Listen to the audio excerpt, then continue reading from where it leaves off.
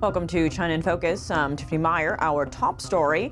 FBI Director Kash Patel says President Trump is backing the return of the China Initiative. The program, which ended under the Biden administration, targeted criminal activity tied to the Chinese Communist Party. A major shift in Japan's political landscape. Prime Minister Sanae Takaichi secured a sweeping supermajority victory. Reactions from President Trump and China's foreign ministry. Hong Kong media tycoon Jimmy Lai has been sentenced to 20 years in the city's most severe national security case. World leaders condemn the ruling. The White House is supporting Taiwan's $40 billion push to boost its defense spending. Details on the island's political parties infighting over the big move. And appearance violations. That's the official reason why a Chinese singer has been repeatedly banned on Chinese social media. He bears a striking resemblance to Chinese Communist Party leader Xi Jinping.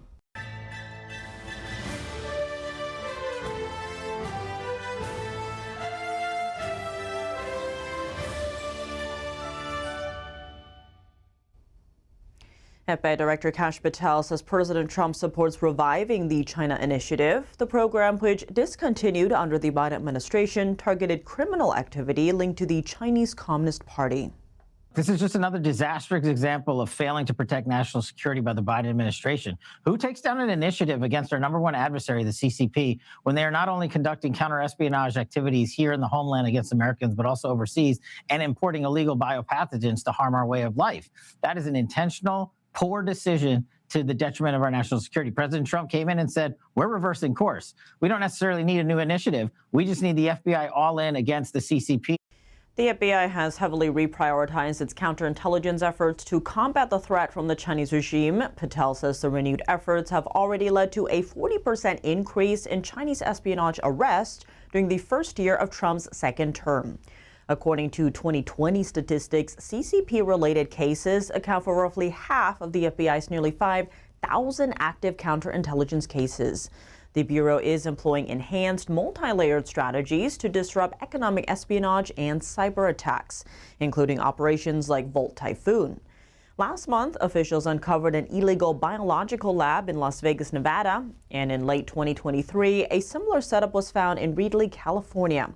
In this case, investigators reportedly discovered materials possibly associated with infectious diseases, including hepatitis, COVID-19, HIV, malaria, and other potentially dangerous pathogens. Both cases are tied to a Chinese national who's currently awaiting trial. The FBI is now investigating links to biological labs in Las Vegas and California. Japanese Prime Minister Sanae Takaichi achieved a landslide victory on Sunday, securing a supermajority in parliament. Japanese media reports her ruling coalition has won more than two-thirds of the lower house, the more powerful of the country's two-chamber parliament. The big win will pave the way for Takaichi's agenda, which aims to boost Japan's economy and military capabilities to counter China. After the votes were counted, President Trump and China responded to the election results. NTD's Flora Hua has the story.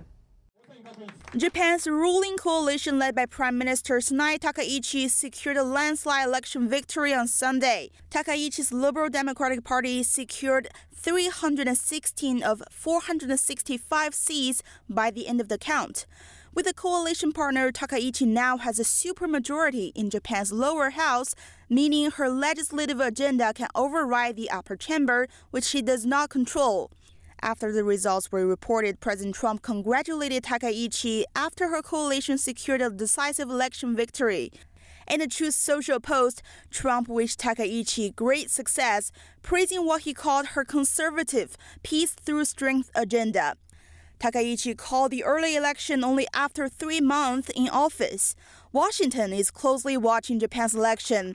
Last Friday, Trump gave Takaichi his total endorsement and says he plans to host her at the White House in March.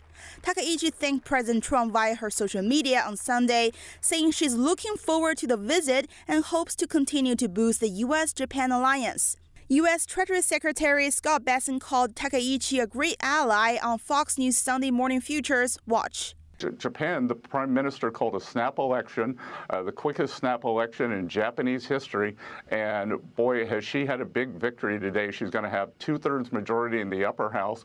President Trump endorsed her last week. She is a great ally, great relationship with the president. And when Japan is strong, the U.S. is strong in Asia. The U.S. ambassador to Japan, George Glass, also congratulated the prime minister, calling the result a magnificent victory. The following day, Takaichi held a press conference where she spoke about strengthening Japan's national security and defending its territory against threats from China. China's foreign ministry also responded to her landslide victory. A spokesperson again urged Takaichi to retract her statement that Japan could aid Taiwan militarily if China launched an attack. Tensions between Japan and China have grown since last November when Takaichi made the remark. Since then, China has cut off seafood imports and tourism to Japan in an effort to pressure Tokyo to distance itself from Taiwan. Flora Hua, NTD News. Hong Kong media tycoon Jimmy Lai has been sentenced to 20 years in prison. It's the city's most severe national security case to date. The ruling drew swift international condemnation. Here's more. Hong Kong media tycoon and prominent China critic Jimmy Lai was sentenced to 20 years in prison on Monday, marking the most severe punishment yet under the city's national security law. The 78-year-old founder of the now shuttered Apple Daily was convicted of conspiracy to collude with foreign forces and publishing seditious materials. That ended a legal saga that began with his arrest in 2020. Judges ruled Lai was the mastermind behind what they call persistent collusion efforts that sought sanctions and other hostile acts from the U.S. and its allies. 8 others, including former Apple Daily executives, an activist and a paralegal, were handed sentences ranging from 6 to 10 years. International criticism was swift. Britain called for Lai's immediate release, describing the punishment as tantamount to a life sentence. Human Rights Watch labeled it cruel and unjust. But Beijing and Hong Kong officials defended the ruling. I think that saying Lai received a fair trial and that no one is above the national security law. Lai, who is in fragile health, maintains he is a political prisoner. His family says the sentence is devastating and life-threatening, and supporters camped outside the courthouse for days to witness the verdict. I really wish he would apply for medical parole, because even one day of imprisonment like this is an injustice. It is harmful to his mind and health. I do wish his family would apply for medical parole for him. Lai's legal team says it has 28 days to file an appeal. Washington is urging Taiwan to resolve its defense spending dispute. The White House told The Hill it strongly supports Taiwan's push to increase defense funding. This comes after the president's $40 billion proposal was blocked 10 times by opposition lawmakers. It's raising questions internationally about Taiwan's resolve to defend itself. President Trump has urged Taiwan to increase its defense spending. The U.S. has long been Taiwan's main source of weapons supply. Just last week, Trump signed an executive order to prioritize arms sales to partners that invest in their own self-defense. China hawks on Capitol Hill also weighed in. Senator Dan Sullivan warned on X that withholding Taiwan's defense funds to kowtow to the Chinese Communist Party is playing with fire. Sullivan also noted the recent trip to China by the vice president of Taiwan's opposition party. During the visit, he met with a top advisor to Xi Jinping and expressed support for Beijing's claims over Taiwan. Senator Roger Wicker, Jean Shaheen, and Jim Risch also expressed disappointment in Taiwan's political deadlock. The new president of Honduras says he's considering switching the country's diplomatic ties from China back to Taiwan. President Nasser Asfura spoke on the issue following a meeting with President Trump. NTD's Joy Chu has the story from Taiwan. President Trump met with Honduran President Nasser Asfura in Mar-a-Lago on Saturday. In a post on Truth Social, Trump said the two leaders share America First values and maintain a close partnership on security issues. Following the meeting, Asfura said he may restore diplomatic ties with Taiwan and cut relations with Beijing. In 2023, Honduras dropped its 82-year relationship with Taiwan and recognized China instead.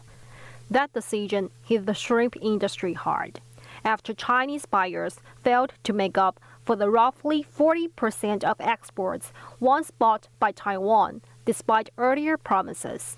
About 60% of shrimp farms shut down, leaving tens of thousands out of work. As Beijing ramps up pressure on governments to pick sides, 21 countries have switched diplomatic ties from Taiwan to China since 2000. Today, Taiwan is left with just 12 diplomatic allies worldwide. What happens when a singer in China looks like the country's top leader? This is not a hypothetical. One singer bears a striking resemblance to Chinese Communist Party leader Xi Jinping, and he has shared his unusual experiences on social media.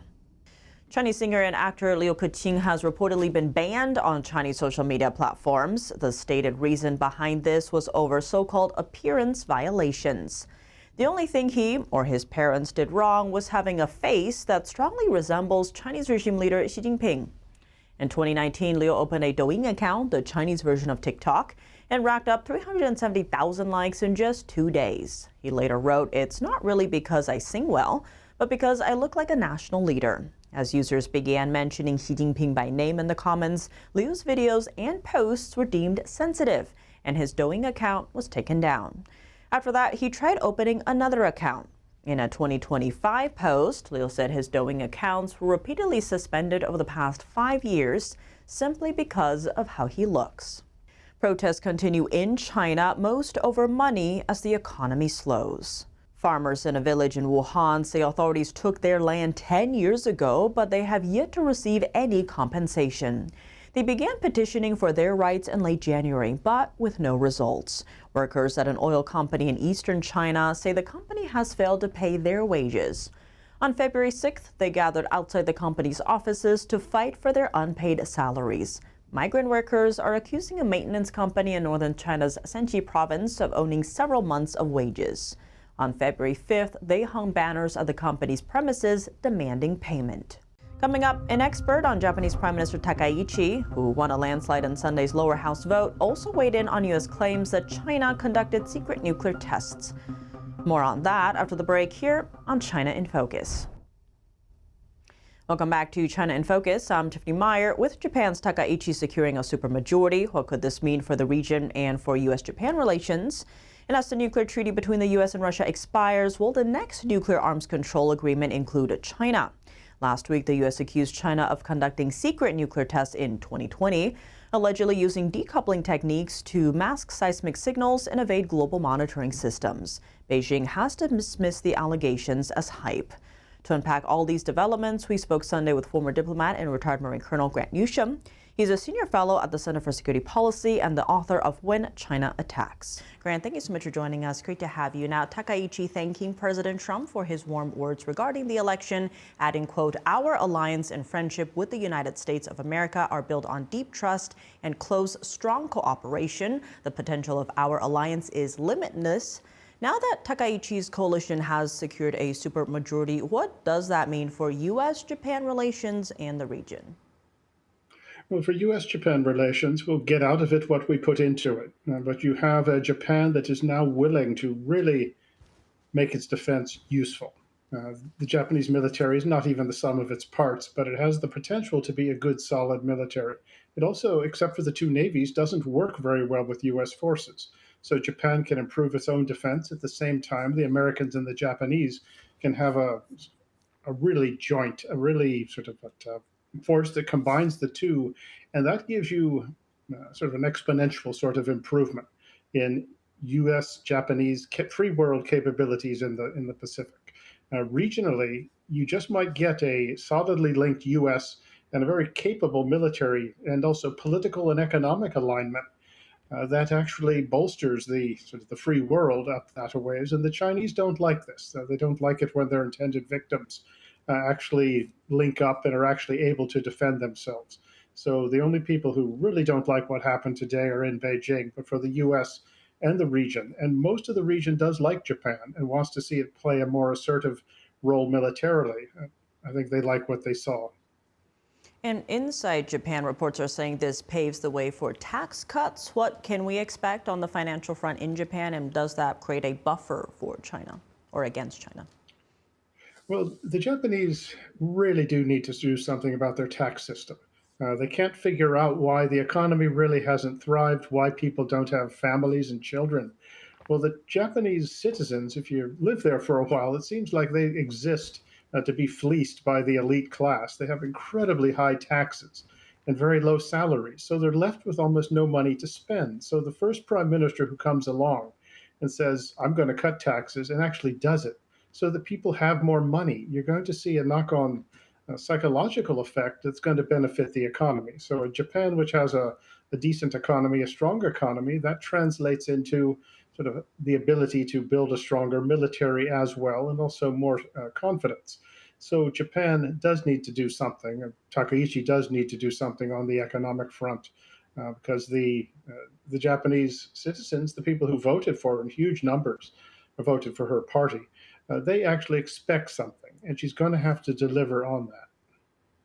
I want to switch gears now to nuclear threats, because there's been a lot of focus since the New START treaty expired between the U.S. and Russia this week. One of the big revelations of that was the U.S. accusing China of conducting secret nuclear tests in 2020. First, what's your reaction to the tests?